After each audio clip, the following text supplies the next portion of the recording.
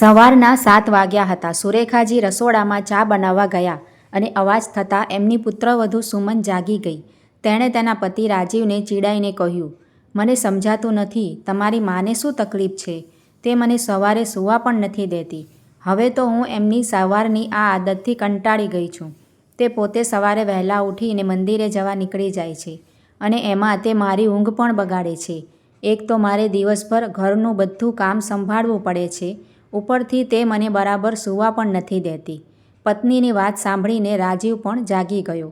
પત્નીને સમજાવતા તેણે કહ્યું, સુમન, તું શું કહી રહી છે? એવું નથી કે તું એકલી ઘરનો આખો બોજ ઉઠાવે છે. આપણે કચરા પોતા અને વાસણ ધોવા માટે નોકરાણી રાખી છે અને હું સારી રીતે જાણું છું કે મમ્મી પણ સફાઈ અને શાકભાજી કાપવા જેવા કેટલાક કામમાં મદદ કરે છે. પણ તને સવારમાં ઉઠીને બૂમો પાડવાની આદત પડી ગઈ છે. સુમન તરત જ તેના પતિને જવાબ આપે છે, અરે, ઘરમાં ઝાડુ મારવા, પોતા મારવા અને વાસણ ધોવા સિવાય બીજા ઘણા કામ છે. રાજીવ, સવારે મમ્મી મંદિર જાય છે, ત્યાંથી 2-3 કલાક પછી પાછા આવે છે. ત્યાં સુધીમાં મેં મારું બધું કામ પૂરું કરી લીધું હોય છે. મને એક વાત સમજાતી નથી, જ્યારે તેમને આ ઘરમાં ગમતું જ નથી તો તમે તેમને કોઈ સારા વૃદ્ધાશ્રમમાં કેમ નથી મોકલી દેતા? ત્યાં તેમને તેમની ઉંમરના જ લોકો મળશે અને કદાચ તેમને ત્યાં વધુ સારું લાગશે. રાજીવે માથું પકડીને કહ્યું, સુમન, મેં તને કેટલી વાર સમજાવ્યું છે કે મારી મમ્મી વિશે આવી વાતો ન કર. તેમની ઉંમર થઈ ગઈ છે અને જો તે થોડા સમય માટે મંદિર જાય છે તો તેમાં શું ખોટું છે? અને ગમે તે હોય, મને સમજાતું નથી કે હું તારી સાથે દલીલ કરીને મારું મૂડ કેમ બગાડી રહ્યો છું. તારે રોજ સવારે આ નાટક કરવાનું જ હોય છે. હવે થોડીવાર ચૂપ રહે અને મને શાંતિથી સૂવા દે, રાજીવે ચીડાયેલા સ્વરમાં કહ્યું અને પાછળ ફરીને પલંગ પર સૂઈ ગયો. દરવાજા પાસે ઊભેલા સુરેખાજીએ તેમના દીકરા અને વહુ વચ્ચેની આખી વાતચીત સાંભળી લીધી હતી. તેમનું હૃદય ભારે થઈ ગયું, પણ તે આ બધું સાંભળવા ટેવાયેલા હતા. તે સારી રીતે જાણતા હતા કે આ સુમનની રોજની આદત છે. તેણે ઘરમાં એવું વાતાવરણ બનાવ્યું હતું કે ત્યાં કોઈ શાંતિથી રહી શકતું નહોતું. એટલા માટે સુરેખાજી દરરોજ સવારે મંદિરમાં જઈને મન શાંત કરતા અને શાંતિની થોડી ક્ષણો વિતાવતા. ત્યાં તેમને ભગવાન સમક્ષ શાંતિ જ નહીં પણ ઘરના તણાવપૂર્ણ વાતાવરણમાંથી પણ થોડી રાહત મળતી. તેમના પતિનું વર્ષો પહેલાં જ અવસાન થયું હતું અને હવે તેમના એકમાત્ર પુત્ર રાજીવ સિવાય એમનું બીજું કોણ હતું? લગ્નના 10 વર્ષ પછી કેટલીય બાધા અને પ્રાર્થનાઓ પછી તેનો જન્મ થયો હતો. જો તેઓ તેના દીકરા સાથે ન રહે તો બીજે ક્યાં જાય? રાજીવ પણ તેની માતાની દરેક નાની મોટી જરૂરિયાતનું ધ્યાન રાખતો હતો. તે તેમની સારામાં સારી સંભાળ રાખવાનો હંમેશા પ્રયાસ કરતો. રાજીવ અને સુમનનો એક સુંદર દીકરો સોનુ હતો, જેને તેની દાદીનો સાથ ખૂબ ગમતો. તેને દાદી સાથે હસવું અને વાતો કરવી, તેમની વાર્તાઓ સાંભળવી અને તેમની સાથે સમય વિતાવવો ખૂબ ગમતો. પરંતુ સુમનને તેની સાસુની હાજરી બિલકુલ ગમતી નહોતી. જ્યારે પણ સુરેખાજી હસતી અને તેના પૌત્ર સાથે વહાલ કરતી, ત્યારે તેમની પુત્રવધની આંખો તેમના હાસ્યને દબાવી દેતી અને તે ડરી જતી. સોનુ તેની દાદીને એટલો પ્રેમ કરતો કે તેમના વગર એક ક્ષણ પણ વિતાવવા માંગતો ન હતો. સુમનને આ વાત ગમતી નહોતી. જ્યારે પણ રાજીવ સાંજે ઓફિસથી પાછો ફરતો, ત્યારે તે ઘણીવાર તેની સામે એક જ વાત વારંવાર કહેતી કે હું તારી મમ્મીનું કામ કરીને થાકી ગઈ છું. તારી મા આખો દિવસ સૂઈ રહે છે. હવે હું તેનાથી છુટકારો મેળવવા માંગુ છું. સુરેખાજી હંમેશા ઈચ્છતા હતા કે તેમની પુત્રવધુ સુમન પર ઘરકામનો બોજ શક્ય તેટલો ઓછો હોય. જ્યારે તેમની તબિયત સારી હોય ત્યારે તેઓ સુમન સાથે ખભો મિલાવીને કામ કરતા હતા. જો નોકરાણી રજા પર હોય તો તે વાસણ ધોવાથી લઈને ઘરની અન્ય જવાબદારીઓ સુધીની બધી બાબતો પણ સંભાળતા, જેથી સુમનને કોઈ મુશ્કેલીનો સામનો ન કરવો પડે. તે ઘરનું વાતાવરણ શાંત રાખવાનો પ્રયાસ કરતા, જેથી પુત્રવધૂને ફરિયાદ કરવાનો મોકો ન મળે. પરંતુ એવું લાગતું હતું કે સુમન પહેલાંથી જ સુરેખાજીને વૃદ્ધાશ્રમ મોકલવાનું વિચારી ચૂકી હતી. આ વાત હંમેશા ઘરમાં તણાવ અને વિખવાદનું વાતાવરણ બનાવતી હતી.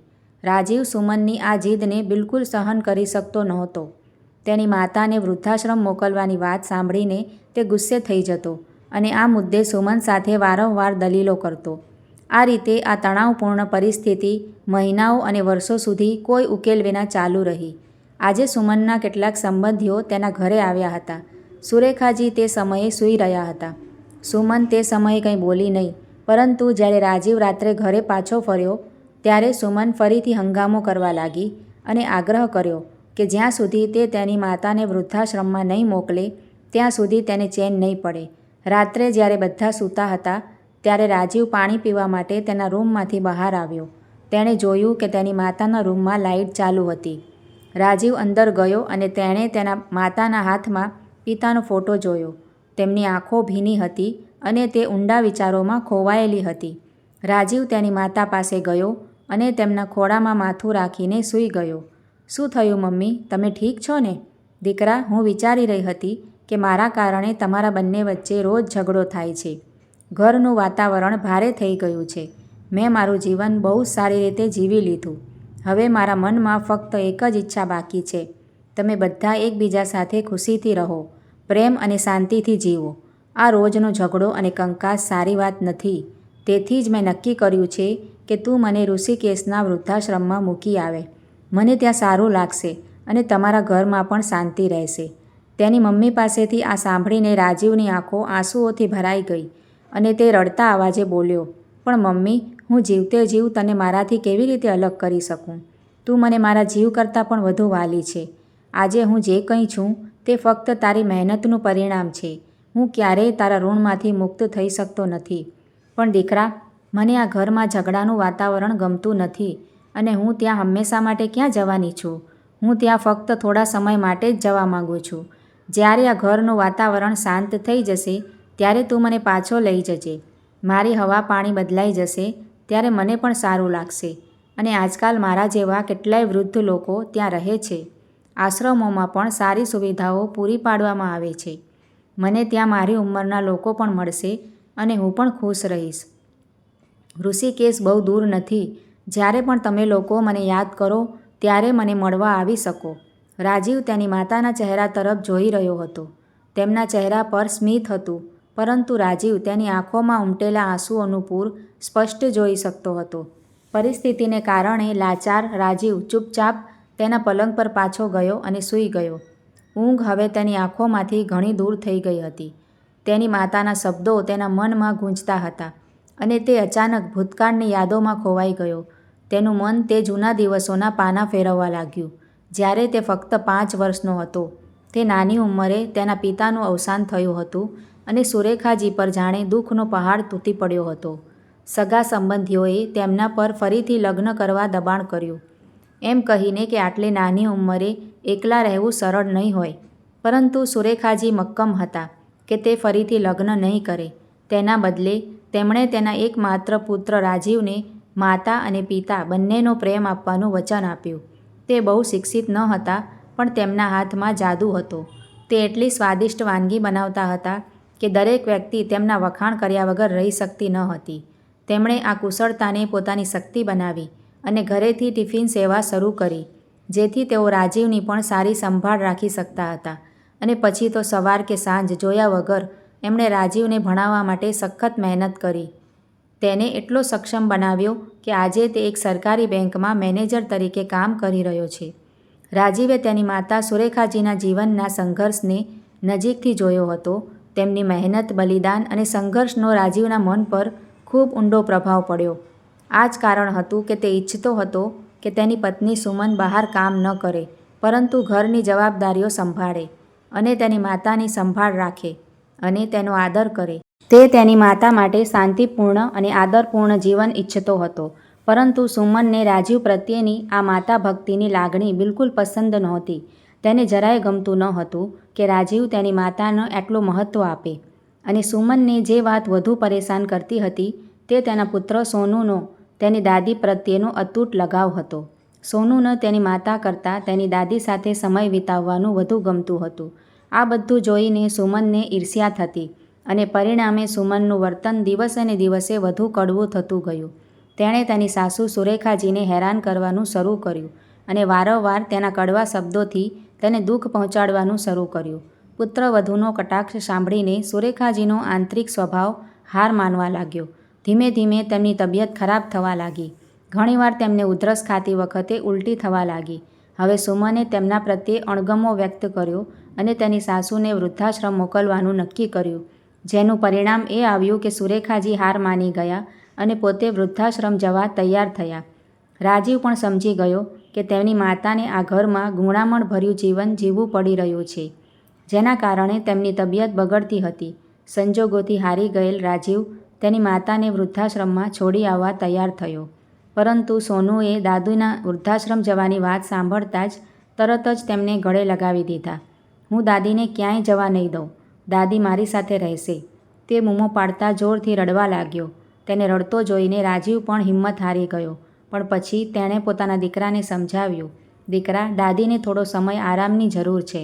થોડા સમય પછી જ્યારે તેમની તબિયત સુધરશે ત્યારે અમે તેને ત્યાંથી લઈ આવીશું. અંતે ભારે હૃદય સાથે રાજીવે તેની માતાને વૃદ્ધાશ્રમમાં મૂકી દીધા. સુરેખાજીના ઘર છોડ્યા પછી રાજીવ અને સોનુ ખૂબ જ દુઃખી થયા, પણ સુમનની ખુશીનો કોઈ પાર નહોતો. સોનુ દરરોજ શાળાએથી પાછા આવ્યા પછી તેની દાદીના રૂમમાં શાંતિથી બેસતો હતો. સુમન તેને તેની પાસે આવવા અને બેસવા માટે સમજાવવાનો પ્રયાસ કરતી હતી, પરંતુ તેને ફક્ત તેની દાદીના રૂમમાં એકલા બેસવાનું ગમતું હતું, જાણે તે ત્યાં તેમની હાજરી અનુભવી શકે. બીજી બાજુ રાજીવ પણ તેની માતાની ગેરહાજરીનું દુઃખ ભૂલી જવા માટે પોતાને કામમાં વધુ દુબાડી દેવા લાગ્યો. તે તેના કામમાં એટલો વ્યસ્ત થઈ ગયો કે તે દિવસ અને રાતનો તફાવત પણ સમજી શક્યો નહીં. 1 મહિનો આંખના પલકારામાં પસાર થઈ ગયો અને તેને ખ્યાલ પણ ન આવ્યો. ઘણીવાર તેના મનમાં વિચાર આવ્યો કે તેણે ઋષિકેશ જઈને તેની માતાને ઘરે પાછી લાવવી જોઈએ, પરંતુ દર વખતે કોઈ કામ કે કોઈ જવાબદારી તેને રોકી દેતી હતી. આ રીતે 3 મહિના પસાર થઈ ગયા. એક દિવસ અચાનક રાજીવનો ફોન રણક્યો. બીજી બાજુથી ગંભીર અવાજ આવ્યો, શું તમે શ્રી રાજીવ બોલી રહ્યા છો? હા, હું રાજીવ બોલી રહ્યો છું. રાજીવ, તમારી માતા શ્રીમતી સુરેખા ગઈકાલે રાત્રે હૃદયરોગના હુમલાને કારણે મૃત્યુ પામી છે. તમારે તાત્કાલિક આશ્રમ પહોંચવું પડશે. આ સાંભળીને રાજીવ સ્તબ્ધ થઈ ગયો. તેના હાથમાંથી મોબાઈલ પડી ગયો અને રાજીવ માથું પકડીને જમીન પર બેસી ગયો. તે રડવા લાગ્યો અને બોલ્યો, હું કેટલો ક્રૂર હતો કે મારી માતાને વૃદ્ધાશ્રમમાં છોડીને તેમને પાછા લાવવાની તો વાત દૂર, મેં તેમને મળવાનો પણ સમય ન કાઢ્યો. હું એ માતાને કેવી રીતે ભૂલી શકું, જેણે મારા માટે પોતાનું આખા જીવનનું બલિદાન આપ્યું. હું તેના ખોળામાં માથું મૂકતાની સાથે જ દુનિયાની બધી મુશ્કેલીઓ ભૂલી જતો હતો. મારી માતા ભગવાનનું સ્વરૂપ હતી અને હું આવી પૂજ્ય માતા સાથે તેના જીવનના છેલ્લા તબક્કામાં નહોતો. હું આવું દુષ્કર્મ કેવી રીતે કરી શકું? રાજીવની આંખોમાંથી સતત આંસુ વહેતા હતા. તે જ સમયે સુમન પણ બજારમાંથી પાછી ફરી. તેને રાજીવને જમીન પર પડેલો, નિર્જીવ અને આંસુ વહાવતો જોયો. સુમન તેને જોઈને ડરી ગઈ અને તેને પૂછવા લાગી, શું થયું? તું કેમ રડે છે? સુમનને જોતાં જ રાજીવ જોરથી બૂમ પાડવા લાગ્યો, આ બધું તારું જ કામ છે. આ ફક્ત તારા કારણે થયું છે. પણ મેં શું કર્યું? મને કહો, શું થયું? સુમને પૂછ્યું. ત્યારે રાજીવે ગુંગળામણ ભર્યા અવાજે કહ્યું, તું મારી માથી છુટકારો મેળવવા માંગતી હતી ને? મારી માએ તને કાયમ માટે મુક્ત કરી દીધી છે. મમ્મીએ આ દુનિયા છોડી દીધી છે. સુમન આ સાંભળીને ચોંકી ગઈ અને સોનુ પણ જોરથી રડવા લાગ્યો. સુમન રાજીવની માફી માંગી અને તેને સાંત્વના આપવા લાગી. આપણે જલ્દી ઋષિકેશ જવા રવાના થવાનું છે, પણ બહાર ભારે વરસાદ પડી રહ્યો છે. વરસાદ ઓછો થતાં જ આપણે નીકળી જઈશું. પણ દરેક ક્ષણે વરસાદ વધુ જોરદાર થતો જતો હતો. રાજીવે સમય બગાડ્યા વિના ડ્રાઈવરને ફોન કર્યો અને તેણે તેને કહ્યું કે તેમને શક્ય તેટલી વહેલી તકે ઋષિકેશ પહોંચવાનું છે. પરંતુ ડ્રાઈવરે કહ્યું કે ઋષિકેશ જવાના આખા રૂટ પર ભારે વરસાદ પડી રહ્યો છે. પાણી ભરાઈ જવાને કારણે આખો રસ્તો બંધ છે. પૂર જેવી પરિસ્થિતિ છે. આવી સ્થિતિમાં ઘરની બહાર નીકળવું એટલે મુશ્કેલીને આમંત્રણ આપવું. વરસાદ ઓછો થાય ત્યાં સુધી આપણે થોડો સમય રાહ જોવી પડશે. આ દરમિયાન રાજીવને વૃદ્ધાશ્રમમાંથી બીજો ફોન આવ્યો કે જો તેઓ સવાર સુધીમાં નહીં પહોંચે તો વૃદ્ધાશ્રમના અધિકારીઓ પોતે સુરેખાજીના અંતિમ સંસ્કાર કરશે. પરંતુ વરસાદ ઓછો થતો નહોતો. રાજીવ ઉદાસ મન સાથે બેઠો હતો અને વિચારતો રહ્યો કે વરસાદ ક્યારે ઓછો થશે અને ક્યારે અહીંથી જશે. પસ્તાવાથી ભરેલો તે સમયને કોસતો હતો જ્યારે તે તેની માતાને વૃદ્ધાશ્રમમાં છોડી ગયો હતો. આખી રાત વીતી ગઈ અને સવાર થઈ ગઈ, પરંતુ ભારે વરસાદ હજુ બંધ થયો નહોતો. જ્યારે સવાર સુધી તેનું જવું શક્ય નહોતું ત્યારે તેની માતાના અંતિમ સંસ્કાર આશ્રમમાં કરવામાં આવ્યા અને રાજીવને આ વિશે જાણ કરવામાં આવી. 2 દિવસ પછી રાજીવ તેના પરિવાર સાથે આશ્રમ પહોંચ્યો અને ગંગામાં તેની માતાના અસ્થિનું વિસર્જન કર્યા પછી ખાલી હાથે પાછો ફર્યો. ઘરે આવ્યા પછી રાજીવ અને સુમન ખૂબ જ દુઃખી હતા. રાજીવ કોઈપણ કામ પર ધ્યાન કેન્દ્રિત કરી શક્યો નહીં, પરંતુ આ ઘટનાએ સોનુને હચમચાવી નાખ્યો. તેનું બાળપણ ક્યાંક અદૃશ્ય થઈ ગયું હોય તેવું લાગતું હતું. તે ખોવાઈ ગયો. તેની માતા તેના માટે જે પણ ખાવાનું રાંધતી તે બરાબર ખાતો નહીં. તે જ્યાં બેસવાનું કહે ત્યાં તે બેસતો. તેને ભણવાનું પણ મન નહોતું થતું. જ્યારે પણ તે ભણવા બેસતો ત્યારે તેને તેની દાદીની વધુ યાદ આવતી. તે હાથમાં પુસ્તક લઈને બેસતો, પણ એક અક્ષર પણ વાંચી શકતો ન હતો. એક દિવસ જ્યારે સોનુ શાળાએથી ઘરે પાછો આવ્યો ત્યારે તે સંપૂર્ણપણે થાકી ગયેલો પલંગ પર પડી ગયો. સુમને ચિંતાથી તેના માથે હાથ ફેરવ્યો અને તેને ખ્યાલ આવ્યો કે તેનું શરીર આગની જેમ બળી રહ્યું છે. તેણે ઝડપથી થર્મોમીટર કાઢ્યું અને તેનું તાપમાન માપ્યું. જ્યારે તેણે જોયું કે તાવ 104 ડિગ્રી સુધી પહોંચી ગયો છે ત્યારે તે ચોંકી ગઈ. ગભરાટમાં તેણે તરત જ રાજીવને ફોન કર્યો અને બંને ઉતાવળે સોનુને નજીકના ડૉક્ટર પાસે લઈ ગયા. ડૉક્ટરે કેટલીક દવાઓ આપી, કેટલાક ટેસ્ટ કરાવ્યા અને તેને આરામ કરવાની સલાહ આપી, પણ તાવ ઓછો થતો ન હતો. દિવસ અને રાત તે 103-104 ડિગ્રીની આસપાસ જ રહ્યો. સોનુ ઊંઘમાં પણ તેની દાદીને વારંવાર યાદ કરતો રહ્યો. દાદી તેના અવાજમાં એક વિચિત્ર બેચેની અને વેદના હતી. લગભગ 1 અઠવાડિયા સુધી દવાઓ લેવા છતાં જ્યારે સોનુની હાલતમાં કોઈ સુધારો ન થયો ત્યારે રાજીવ અને સુમનનો ડર વધી ગયો. અંતે તેણે મનોચિકિત્સક પાસે લઈ જવાનું નક્કી કર્યું. સોનુની હાલત જોઈને બધા આશ્ચર્યચકિત થઈ ગયા. તે દિવસ રાત બડબડાટ કરતો રહ્યો. દાદી, કૃપા કરીને મારી પાસે પાછા આવો. આપણે સાથે બેસીને ફરીથી ટીવી જોઈશું. તમે મારી સાથે રહેશો ને? દાદીમા, તમે ક્યાંય નહીં જાઓ. તેની આંખોમાં ઉદાસી અને તેના અવાજમાં દુખાવો સ્પષ્ટ દેખાઈ રહ્યો હતો. મનોચિકિત્સકે સોનુની નજીકથી તપાસ કરી અને પછી ગંભીર સ્વરમાં રાજીવ અને સુમનને પૂછ્યું, મને કહો કે શું થયું છે? શું સોનુની દાદી હવે તેની સાથે નથી રહેતા? મને લાગે છે કે બાળકનું મન ખૂબ જ દુઃખી થયું છે. રાજીવે ડૉક્ટરને દાદી ઋષિકેશ છોડીને ગયા ત્યારથી અત્યાર સુધીની આખી વાત કહી અને કહ્યું કે જ્યારથી સોનુને ખબર પડી કે તેની દાદી કાયમ માટે ચાલી ગઈ છે અને ક્યારેક તેને મળવા નહીં આવી શકે, ત્યારથી તેની હાલત બગડતી રહી છે અને દવાઓ આપવા છતાં તેની હાલતમાં કોઈ સુધારો થયો નથી.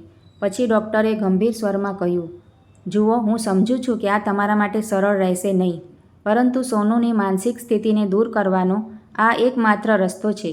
તમારે એક વૃદ્ધ મહિલા શોધવી પડશે જે સોનુની દાદીની ભૂમિકા ભજવી શકે અને તમારે તેને થોડા સમય માટે તમારા ઘરમાં રાખવી પડશે, જ્યાં સુધી સોનુ સંપૂર્ણપણે સાજો થાય ત્યાં સુધી. ડૉક્ટરની આ સલાહથી રાજીવ અને સુમન ચોંકી ગયા અને તેથી તેઓ મૂંઝવણમાં મુકાઈ ગયા. બંને એકબીજા સામે જોવા લાગ્યા. આ સૂચન તેમને વિચિત્ર અને અવ્યવહારુ લાગ્યું, પણ તેઓ તેમના એકમાત્ર પુત્રના સ્વાસ્થ્ય અને ખુશી માટે કોઈપણ હદ સુધી જવા તૈયાર હતા. તેમણે મનમાં નક્કી કર્યું કે તેઓ સોનુ માટે કંઈ પણ કરશે. આગામી થોડા દિવસોમાં તેમણે તેમના સંબંધીઓ, પાડોશીઓ અને પરિચિતોનો સંપર્ક કર્યો અને એક વૃદ્ધ મહિલા શોધવાનું શરૂ કર્યું જે સોનુને તેની દાદીની જેમ ટેકો આપી શકે.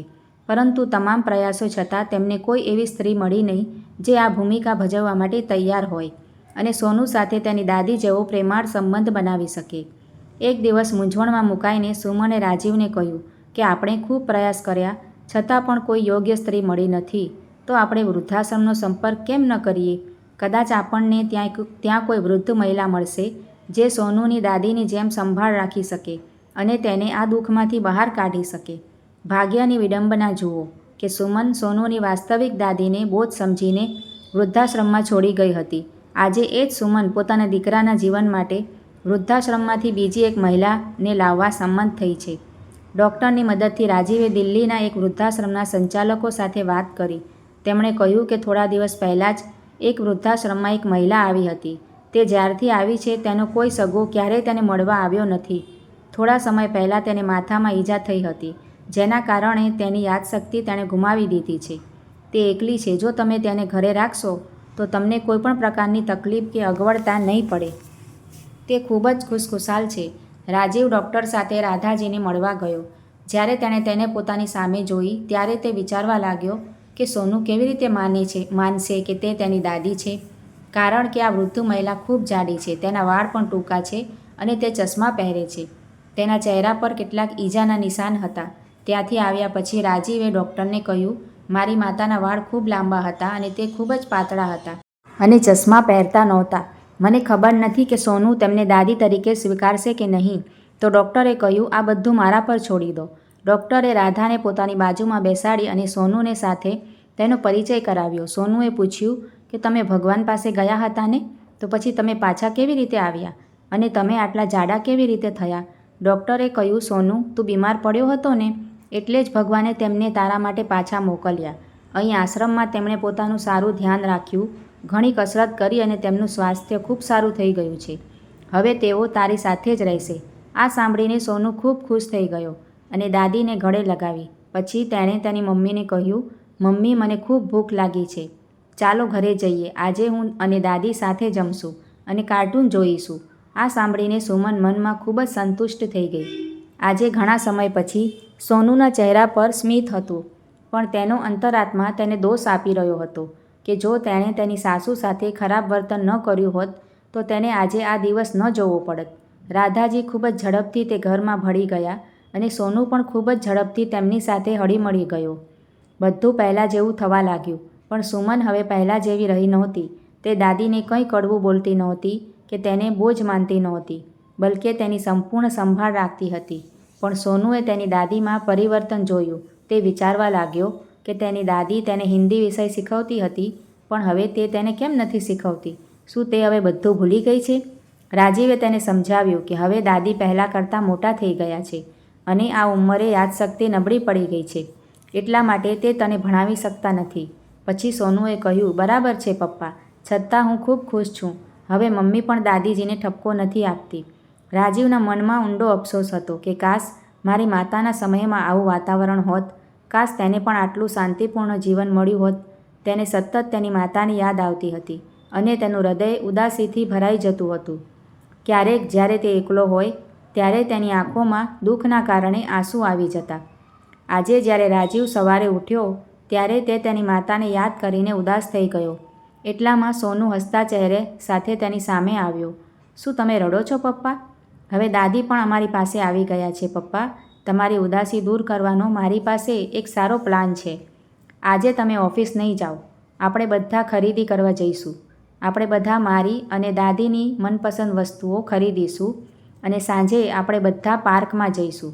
રાજીવ પણ ખૂબ ઉદાસ હતો, તેથી થોડીવાર વિચાર્યા પછી તેણે કહ્યું, ચાલો ભાઈ, ચાલો આજે તમે જે કહો છો તે કરશું. આ સાંભળીને સોનુ ખુશીથી ઉછળ્યો. બધા ઝડપથી તૈયાર થઈ ગયા અને ખરીદી માટે નીકળી ગયા. દરેકનું હૃદય ઉત્સાહ અને ખુશીથી ભરાઈ ગયું. ખરીદી કર્યા પછી તેઓએ રેસ્ટોરન્ટમાં ભોજન કર્યું અને સાંજે પાર્કમાં ખૂબ મજા કરી. ઘરે પાછા ફરવાનો સમય થયો ત્યારે બધા ગાડીમાં બેસવા લાગ્યા. રાજીવ અને સુમન પહેલાંથી જ ગાડીમાં હતા અને દાદીએ ગાડીનો દરવાજો ખોલતા જ સોનુએ જોયું કે રસ્તાની બીજી બાજુ એક આઈસ્ક્રીમ પાર્લર હતું. તેણે દાદીને કહ્યું, દાદી, શું તમે આઈસ્ક્રીમ ખાવા માંગો છો? ચાલો જઈએ. આટલું કહેતા જ તેણે તેનો હાથ પકડી લીધો અને ઝડપથી દોડવા લાગ્યો. દાદીએ જોયું કે સામેથી એક ઝડપી ગાડી બેકાબૂ થઈને આવી રહી હતી અને સોનુને બચાવવાના ઈરાદાથી તેમણે ઝડપથી પોતાનો હાથ પાછો ખેંચી લીધો. સોનુ અકસ્માતથી બચી ગયો, પરંતુ દાદીને કારની ટક્કર વાગી. તે થોડે દૂર પડી ગયા અને તેમના માથામાંથી લોહી વહેવા લાગ્યું. સુમન અને રાજીવ ગભરાઈ ગયા. એક ક્ષણનો પણ વિલંબ કર્યા વિના તેઓ તેને નજીકની હોસ્પિટલમાં લઈ ગયા. તેમણે વૃદ્ધાશ્રમના ડિરેક્ટરને પણ જલ્દી હોસ્પિટલ આવવા માટે કહ્યું. ડૉક્ટરે તરત જ તેની સારવાર શરૂ કરી અને કહ્યું કે તેને માથામાં ગંભીર ઈજા થઈ ગઈ છે, જ્યારે શરીર પર કોઈ મોટી ઈજાઓ નથી. થોડા સમય પછી વૃદ્ધાશ્રમના ડિરેક્ટર પણ હોસ્પિટલ પહોંચ્યા. રાજીવ અને સુમન સુરેખાજીના પલંગ પાસે બેચેન રીતે ઊભા હતા. તેની હાલત વિશે ચિંતિત હતા. પછી રાજીવે જોયું કે તેના હોઠ ધીમે ધીમે ધ્રુજવા લાગ્યા. અચાનક તેના નબળા અને ગુંગળાતા ગળામાંથી અવાજ આવ્યો, રાજુ, રાજુ. આ સાંભળીને રાજીવને પોતાના કાન પર વિશ્વાસ ના આવ્યો. રાજુ એ જ નામ હતું જે તેની માતા બાળપણમાં તેને પ્રેમથી બોલાવતી હતી. રાજીવ આશ્ચર્યચકિત થઈ ગયો અને કહ્યું કે મારી માતા મને આ નામથી બોલાવતી હતી. વૃદ્ધાશ્રમના ડિરેક્ટર પણ આ સાંભળીને આશ્ચર્યચકિત થઈ ગયા, પણ થોડી વારમાં તેમને આખી વાત સમજાઈ ગઈ અને તેમણે કહ્યું કે થોડા સમય પહેલાં આ મહિલાનો અકસ્માત થયો હતો. તેમના માથામાં ગંભીર ઈજા થઈ હતી. જેના કારણે તેમણે યાદશક્તિ ગુમાવી દીધી હતી. મને લાગે છે કે ઈજા એ જ જગ્યાએ પાછી થઈ હશે. આ કારણે તેમને યાદશક્તિ પાછી આવી ગઈ છે. થોડા સમય પછી સુરેખાજી ધીમે ધીમે ભાનમાં આવવા લાગી. આંખો ખોલતાની સાથે જ તેમના ચહેરા પર એક હળવું સ્મિત દેખાયું. તેમણે એક પછી એક તેમની આસપાસ ઊભેલા બધા ચહેરાઓ તરફ જોયું અને તરત જ તેમને ઓળખી લીધા. જ્યારે તેમની નજર રાજીવ પર પડી ત્યારે તેમની આંખો આંસુઓથી ભરાઈ ગઈ, જાણે વર્ષોનો દુખાવો અને પ્રેમ તેમનામાં એકસાથે ઉભરાઈ ગયો હોય. રાજીવ હવે પોતાને રોકી શક્યો નહીં. તે તરત જ તેની માતા પાસે ગયો અને તેમને ગળે લગાવીને રડવા લાગ્યો. મમ્મી, હવે આપણે ક્યારેય અલગ નહીં થઈએ. આપણા પ્રેમ સામે મૃત્યુ પણ હારી ગયું, કારણ કે જે વ્યક્તિનું અંતિમ સંસ્કાર કરવામાં આવ્યું છે તે તમારી સામે જીવિત હોય તો આ દુનિયામાં આનાથી મોટું આશ્ચર્ય શું હોઈ શકે? તેના પુત્ર સોનુ તરફ જોઈને રાજીવે કહ્યું, દીકરા, તારી દાદી હવે સંપૂર્ણપણે સ્વસ્થ છે. આ સાંભળીને સોનુ ખુશીથી ઉછળ્યો અને કહ્યું, માફ કરશો દાદી, તમને મારા કારણે આટલું દુઃખ થયું. હું ફરી ક્યારેય આવું નહીં કરું. આટલું કહીને સોનુએ તેની દાદીને ગળે લગાવી. સુમન પણ તેના વર્તન માટે રડતી રડતી તેની સાસુની માફી માંગવા લાગી. આ દુઃખદ દ્રશ્ય જોઈને ત્યાં હાજર બધા લોકો ભાવુક થઈ ગયા. બધા રાજીવ અને તેના પરિવારને અભિનંદન આપી રહ્યા હતા. આખા પરિવારની ખુશીનો કોઈ પાર નહોતો. પણ નવાઈની વાત એ હતી કે આશ્રમના લોકોએ આટલી મોટી ભૂલ કરી નાખી હતી. આ કેવી રીતે બન્યું? આ જાણવા માટે રાજીવે ઋષિકેશ આશ્રમમાં ફોન કર્યો અને આખી ઘટના જણાવી અને ભૂલ ક્યાં થઈ છે તેની માહિતી માંગી. ડિરેક્ટરે તપાસ માટે 1 દિવસનો સમય માંગ્યો અને બીજા દિવસે વૃદ્ધાશ્રમના ડિરેક્ટર આવ્યા અને તેમણે જે કહ્યું તે આશ્ચર્યજનક હતું. ખરેખર આશ્રમમાં સુરેખા નામની 2 મહિલાઓ હતી. સુરેખા અરોરાનું અવસાન થયું હતું. સંયોગ હતો કે જે દિવસે સુરેખા અરોરાનું અવસાન થયું તે દિવસે તમારી માતા એટલે કે સુરેખા શર્માજીની પગ લપસી જવાને કારણે માથામાં ઈજા થઈ હતી. ઈજા ઊંડી હોવાથી તેમને દિલ્હીની એક હોસ્પિટલમાં સારવાર માટે મોકલવામાં આવ્યા હતા અને સારવાર બાદ તેમને ત્યાં વૃદ્ધાશ્રમમાં રાખવામાં આવ્યા અને ત્યાં તેઓ રાધાજીના નામથી પ્રખ્યાત થયા, કારણ કે આંખો ખોલ્યા પછી તે હંમેશા રાધે રાધે કહેતા. સ્વસ્થ થયા પછી યાદશક્તિ ગુમાવવાને કારણે અને પૂરતી કાળજી ન રહેવાને કારણે તેમનું શરીર જાડું થઈ ગયું. નબળી દ્રષ્ટિને કારણે તેમને ચશ્મા પહેરવા પડ્યા હતા. કુદરતનો આ ચમત્કાર જોઈને બધા દંગ રહી ગયા. રાજીવ અને સુમને સ્વપ્નમાં પણ કલ્પના નહોતી કરી કે તેઓ તેમની માતા, જેમની રાખ તેમણે વિસર્જિત કરી હતી, તેમને જીવતા પાછા મળશે. બીજી બાજુ સુમન શરમમાં ડૂબી રહી હતી કે જે સાસુને તે બોજ માનીને વૃદ્ધાશ્રમમાં છોડી ગઈ હતી, આજે વાસ્તવમાં તે જ સાસુએ તેના પુત્રને જીવન આપ્યું હતું. રાજીવ અને સુમન બંને મનમાં આ ઘટના માટે પોતાને દોષી ઠેરવી રહ્યા હતા, પરંતુ બીજી બાજુ તેઓ સંતુષ્ટ હતા કે આજે તેમનો પુત્ર સોનુ દાદીમાના કારણે તેમની સામે સલામત અને સ્વસ્થ ઊભો હતો. આજે દાદીમા અને સોનુ બંને ખરેખર પુનર્જન્મ પામ્યા હતા. લોહીના સંબંધો કેટલા મજબૂત હોય છે, આજે આ ઘટનાએ સાબિત કરી દીધું. તો મિત્રો, તમને આ વાર્તા કેવી લાગે છે? લાઇક અને કમેન્ટ કરીને અમને જણાવજો અને એ પણ જણાવજો કે તમે ભારતના કયા શહેરમાંથી અમારી આ વાર્તા સાંભળી રહ્યા છો. જો તમને વાર્તા ગમી હોય તો લાઇક કરજો અને ચેનલને સબસ્ક્રાઈબ કરવાનું અને વિડીયો શેર કરવાનું ભૂલતા નહીં. Thank you.